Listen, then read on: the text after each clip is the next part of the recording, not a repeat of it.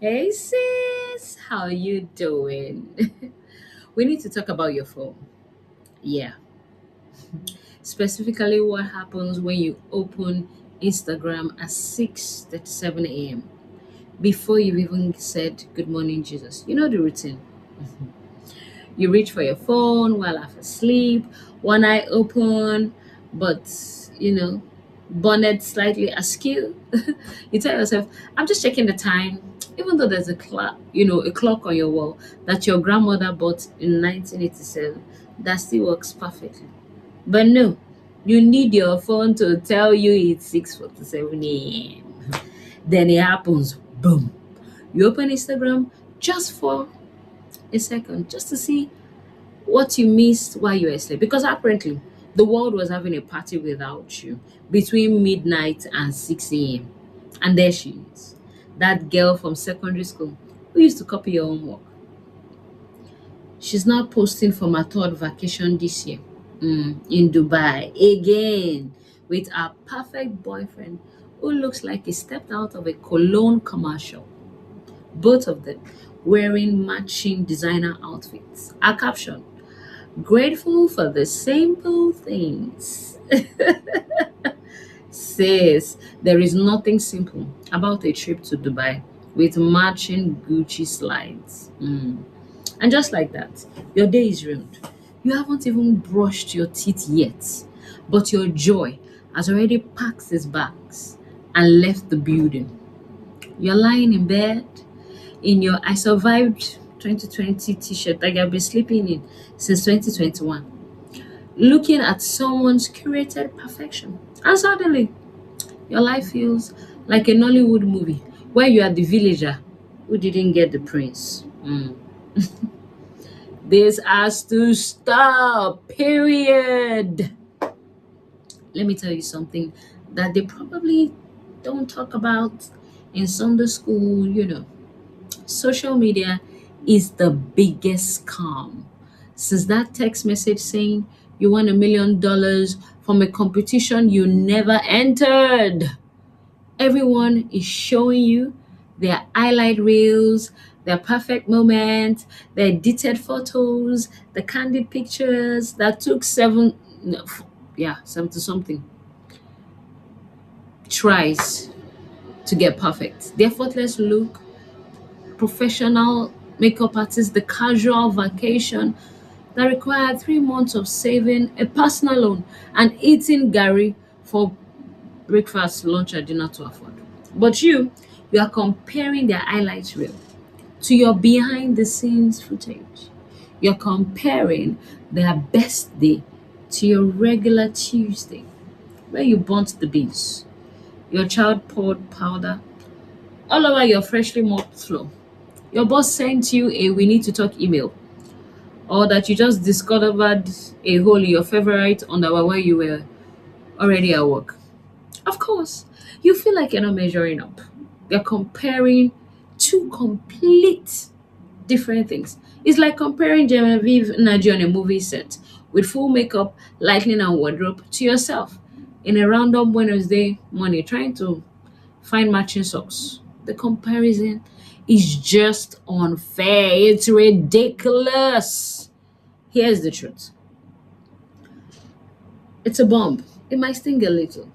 God gave you your assignment, not ours. When God was handing out assignments, He didn't get confused. He didn't accidentally give you the wrong envelopes.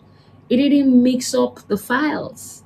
He definitely, specifically, intentionally, deliberately gave you the assignment that was designed for you.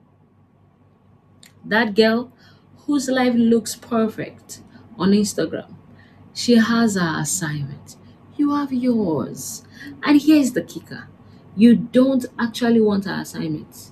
You think you do because it looks glamorous and easy from the outside, but you have no idea what it cost her. You don't see her 3 a.m. anxiety attacks. You don't see her struggling in areas you're thriving.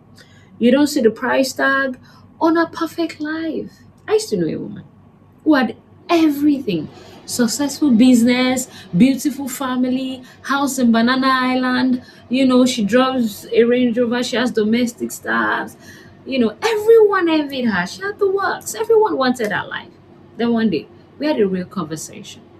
Sis confided that she's been battling depression for years. Her marriage was hanging by a thread.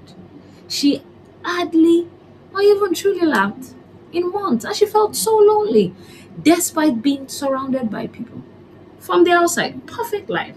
From the inside, barely surviving.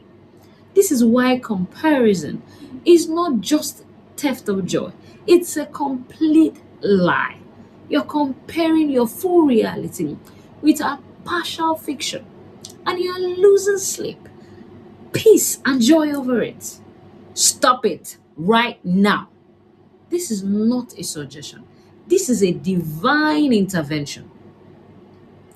Let's talk about our promotion. The one your colleague, your classmate, your friend, younger sister, someone got promoted and you didn't. And every time you see our success, you feel like God forgot about you. Like somehow, our advancement means your progress button is on pause. That's a lie straight from the pit of hell. Our promotion doesn't delay your purpose. Let me say it louder. For the people at the back, our promotion doesn't delay your purpose. God is not running a bakery where there's only one loaf of bread and whoever gets there first takes it and everyone else goes hungry. No. God is not operating on a first come, first serve basis. This is not ShopRite where everyone is fighting on the last turkey, December 23rd. God has unlimited opportunities, unlimited blessings. And getting blessed doesn't mean there's less blessings for you. That's not how God works. That is scarcity mentality. And that is from the devil, who wants you to believe there's not enough to go round. When she got promoted, God's plan for you didn't change. Your timeline didn't shift. Your purpose didn't get rescheduled. The only thing that happened is that she moved forward in her story. Your story is still unfolding exactly as God planned it. And here's another truth. Maybe you are not ready for that promotion yet. Maybe God is still preparing you. Maybe there's character development that needs to happen. Maybe there's a skill you need to learn. Maybe there's pride that needs to be dealt with. Ouch! But true. Maybe God is protecting you from something you can't see yet. Or maybe, okay, stay with me here. Maybe that promotion she got was never meant for you in the first place. Maybe God has something completely different, possibly better, definitely more suited to you, waiting around the corner. And then there's the engagement. Oh, the engagement. The one that had you crying into your pillow at night, wondering what's wrong with you, why everyone around you is getting engaged, and you're still explaining to your relatives at weddings that God's timing is the best, while dying a little inside. First of all, let's address the elephant in the room. Our engagement doesn't cancel your timeline. God is not in heaven with a clipboard going, well, since I gave Sarah an engagement ring today, I guess Chiamaka has to wait another 5 years. No, no, no, no, no.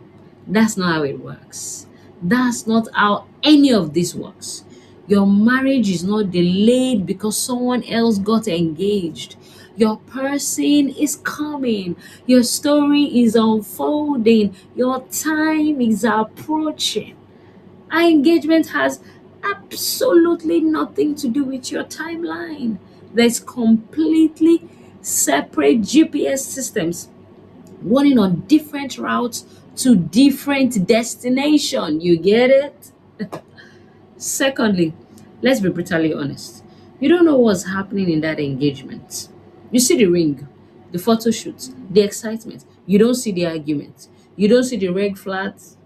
The red flags she's ignoring. There might be, there might not be, but you don't see it. You don't see the compromises she might or might not be making. You don't see him. Not really. You only see the vision of him he presents on social media. I know women who are crying because they weren't engaged while everyone around them was getting rings. Then they meet their husband 2 years later and they thank God profusely that he didn't give them what they were crying for at that time they wanted it. Sometimes God's no or not yet is the biggest blessing, but we're too busy being jealous to see it.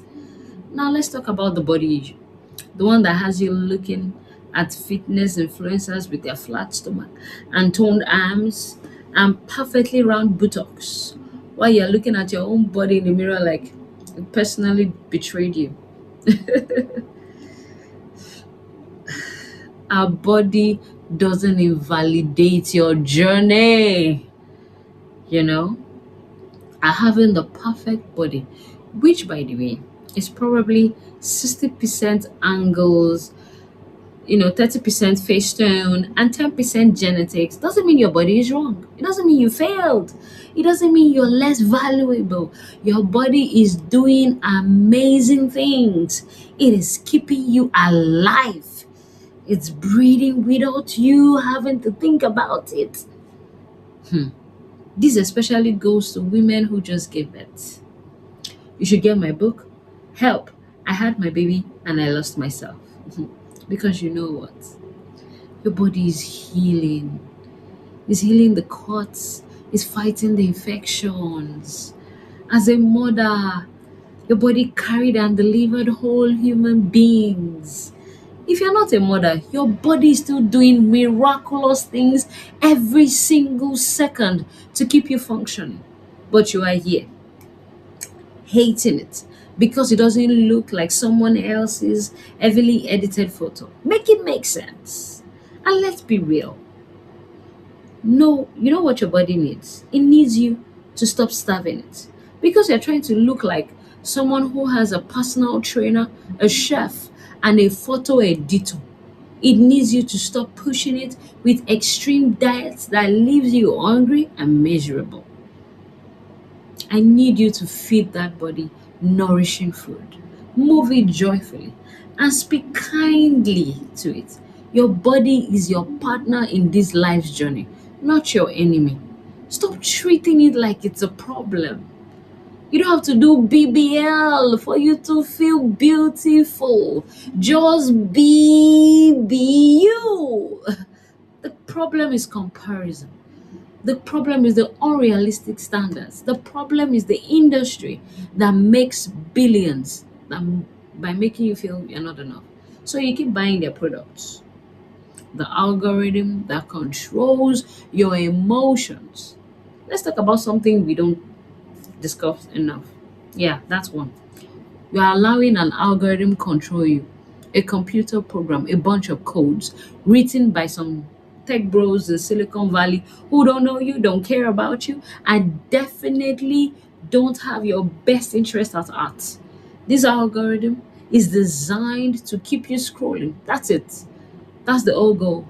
It keeps you scrolling so you see more ads, so the company makes more money. The algorithm doesn't care if you're comparing yourself to death, if you're crying. It doesn't care if you think someone has a better life than you. It doesn't care if you're having anxiety or depression. All it cares about is engagement. And you know what drives engagement? Content that makes you feel something, especially content that makes you feel inadequate, because then you keep scrolling, looking for something to make you feel better. You are letting a soulless computer program determine your mood. Think about it. You are giving that much power to an algorithm. You are letting it decide whether you have a good day or a bad day, whether you feel confident or insecure, whether you feel blessed or deprived. Sis, it's time to take your power back. The delete and unfollow revolution is about to give you the most liberating homework assignment you've ever had. Delete the apps if it is really stressing your life. unfollow them accounts. Sis, you can be saying, I need social media for work. Then use it for work. Post when you need to post and log out. You don't need to scroll for 2 hours watching other people live their lives while your life is passing you by. Oh, I'll miss out on important updates. If it's really important, they will call you, text you, or call you, or tell you in person. If the only way you can find out is through social media, it's probably not that important. Oh, but I'm just checking with my friends and knowing what they're up to. Are they really your friends? If the only way you interact is through likes and comments on social media, call them, visit them, have real conversations, not just reacting to their posts. Start today, right now. Go through your following list. Yes, unfollow that fitness influencer who makes you feel bad about your body. That lifestyle blogger whose perfect life makes you feel inadequate. That friend from university who posts 17 stories a day about our perfect relationship. That celebrity whose wealth and beauty makes you question your life choices. That church member who seems to have it all together and makes you feel spiritually lacking. Anybody who makes you feel legs down and makes you feel less after viewing their content, unfollow. Now on our delete option, the apps that you open out of habit, not because you actually enjoy them, the apps that waste your time and steal your peace, the apps that feel you live as in they make you feel empty and dissatisfied. You say, oh, what will I do with my time? Well, I don't know. Maybe you can actually read your Bible instead of posting Bible verses. You can pray more than you post.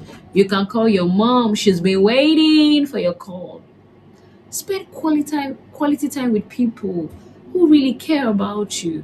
You can work on your actual goals instead of watching other people achieve theirs.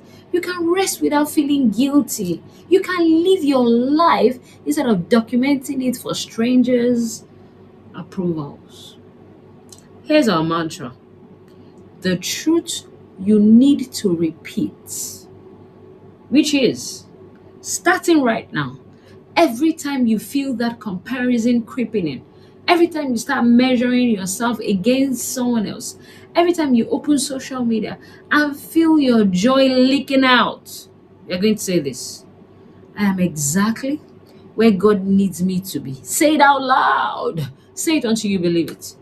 Say it until the lie loses its power. I am exactly where God needs me to be, not where I want to be, not where the society says I should be, not where my age mates are, not where my parents expect me to be, where God needs me to be right here, right now, in this moment, in this season, with this job, with this relationship status, this body, this life. I'm exactly where God needs me to be. And here's the thing about this truth: it doesn't mean you are staying here forever. It means that for today, for this season, this is your assignment. God asks you, He has you here for a reason. There's purpose in this place, there's growth in this season, there's preparation happening that you can't see. Trust the process, trust the timing, trust the God who doesn't forget you. Trust the God who hasn't overlooked you, hasn't made a mistake with you. You know what happened? When I finally deleted Facebook for some months, yes, I survived. You will too. The first week was hard. I kept reaching for my phone out of habit. I felt like I was missing out. I wondered what everyone was doing, passive withdrawal symptoms. But by week two, something shifted. I had more time, more peace, more clarity. I started actually living my life instead of performing it. I stopped caring about angles, you know, captions and likes. I had food without photographing it first. I went places that, and I actually experienced them instead of experiencing them from my phone screen. The most shocking thing, my life didn't fall apart, you know. My friends were still my friends. The important updates found me. I was happier, genuinely happier. Now that I'm back on, I didn't even go on Facebook to check. When I eventually came back, I came back on my terms. You know, I follow those I still follow. I'm not on the test to follow people. I do follow new persons. I post when I want to. Not because the algorithm demands it. I go for 10 minutes and 6 hours, between 6 hours of the day, you know, and it's just fine. The moment I'm scrolling and I feel the comparison, creeping in, I log out. Take my power back from the algorithm. You can do it too. So your assignment is your choice. Choose to accept it. But for me, it is mandatory if you want peace. Delete those you have to delete. Unfollow those you have to unfollow. Hmm. And this month, spend at least one full day, 24 hours completely off social media, Instagram, TikTok, Facebook, all the likes, and see how it feels. Notice the difference. Ask yourself, anytime you're about to open a social media, will you add value to my day or steal my peace? Am I opening it intentionally or out of habit? But if it is out of habit, put the phone down. Let me leave you with this. God is not measuring you with anyone else. It's not in heaven, saying Amara has a better prayer life than you. It's not saying Zainab is more patient with her children than you, so you are failing. No, it's not thinking Choma's faith is stronger than yours, so I'm not going to bless her. God is looking at you, your specific journey, your specific struggles, your specific victories, your specific growth, and is pleased, not because you're perfect, but because you are His and He is with you every step of the journey. Stop looking at her life and wishing it was yours. Start looking at your own life and seeing the blessings God has already given you.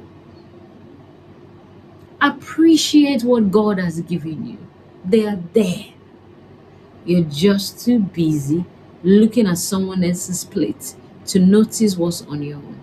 You are exactly where God needs you to be. Now log off, look up, and live your actual life.